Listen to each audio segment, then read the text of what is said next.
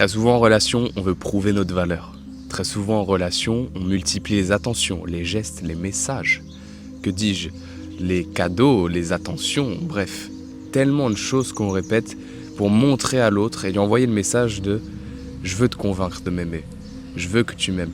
Et je parle pour tout type de relation, que ce soit amicale, amoureuse, que ce soit même au travail. Parfois, on se tue à la tâche pour recevoir de l'amour. Parce que durant notre enfance, on a vécu du rejet, de l'abandon, de la part de nos parents, à l'école. Bref, ça vient toujours de l'enfance finalement. Et souvent, on pense que c'est en multipliant les actions. Et je l'ai fait pendant des années, je vais te raconter tout ça. Je l'ai fait avec les femmes, je l'ai fait dans mon travail surtout, hein, je me souviens très bien, je l'ai fait énormément de fois. Et en fait, les gens ne vont pas mieux t'accepter en faisant ça. Au contraire, généralement, ils fuient soit plus ou soit ils en profitent. Mais c'est très rare quand quelqu'un reconnaît ta valeur à travers tes efforts. Parce que c'est pas ça qui te définit. C'est faux, c'est pas ça qui te définit. Par exemple, imaginons pour ma part, en relation, j'ai beaucoup donné, j'étais tout le temps présent. Et c'est pas une technique de séduction que je te parle. Le fait d'incarner pleinement ce que toi tu veux recevoir. Et je pense que ce que tu veux recevoir, ça doit être naturel, ça doit venir du cœur, ça doit pas être forcé.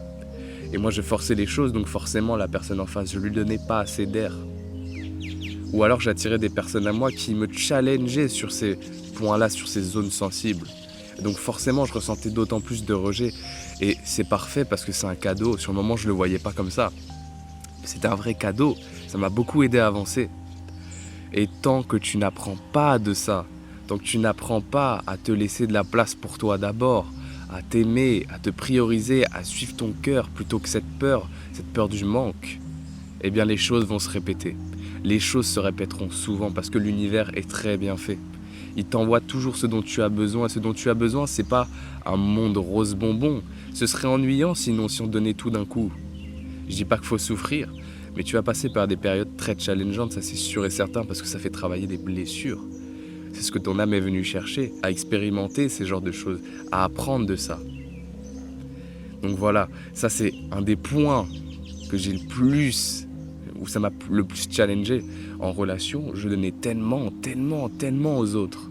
Et je m'oubliais moi-même, donc j'étais frustré. Et au final, au bout d'un moment, j'explosais de colère et la personne en face, elle était là. Mais c'est quoi son souci ? Eh bien, le souci, c'est que je me donnais pas assez d'amour. Donc j'en quémandais autour de moi. Sauf que les gens ne sont pas là pour donner de l'amour que toi, tu devrais te donner. Les gens ne sont pas tes sauveurs. C'est pas leur responsabilité. Et souvent, c'est confortable. Ça met un pansement sur cette blessure. Et au final, la question c'est, est-ce que tu restes avec cette personne parce que tu l'aimes ou est-ce que tu restes parce qu'elle t'apporte du confort ? Ça, c'est puissant comme question. Mais c'est pas le sujet de cette vidéo. Le sujet de cette vidéo, c'est ne quémande pas l'attention ni l'amour, donne-le toi d'abord. Au travail, c'était la même chose. Je redoublais d'efforts. Déjà parce que j'avais peur d'être viré. Parce que j'avais peur qu'on ne voit pas ma valeur. Et j'adorais ce sentiment quand on me disait « Ah, c'est bien, franchement, tu débrouilles bien ». Mais au final, on me demandait plus. Parce que ça devenait le standard de base. Je travaille à cette intensité-là. Donc forcément, le jour où j'ai réduit un peu la cadence et que je me suis mis au même niveau que mes collègues, eh bien forcément, qu'est-ce qui s'est passé ? Tiens, mais je trouve que tu t'es vraiment relâché.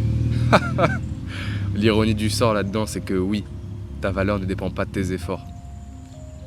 Et les gens vont te le faire croire parce que c'est comme ça que le monde fonctionne. Mais la réalité, c'est que tu es déjà assez. Il n'y a pas besoin de prouver aux gens. Et c'est pour ça qu'on dit que les gens les plus détachés sont les gens les plus attirants. Et le jour où j'ai compris que c'est en me donnant de l'amour, que j'ai commencé à me le donner, que j'ai vraiment commencé à me prioriser, et c'était pas simple, ça a mis 2-3 ans quand même, eh bien, instantanément, j'ai attiré un type de personnes totalement différent, des personnes qui me correspondaient mieux. Alors oui, j'ai encore des challenges aujourd'hui, bien entendu, ça peut m'arriver, parce que c'est un dépouillement constant, continuel. Les blessures, on en a tout au long de notre vie. Après, l'intensité, selon les aspects, selon les contextes, ça change encore et toujours. Mais tu peux guérir énormément de tout ça. Et ça passe par l'amour de soi. C'est pas juste une technique de « oh, je vais faire le mec détaché ». Non, parce qu'au fond, t'as encore cette blessure en toi. Et forcément, ça dégage une émotion. Et les émotions, ça vibre.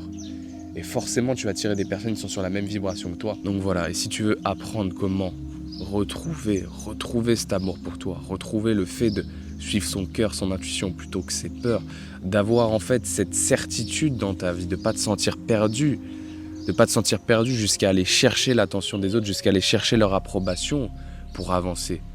De vraiment suivre ton cœur avec confiance pour par la suite attirer de vraies relations à toi, eh bien commente amour en commentaire et je viendrai t'aider.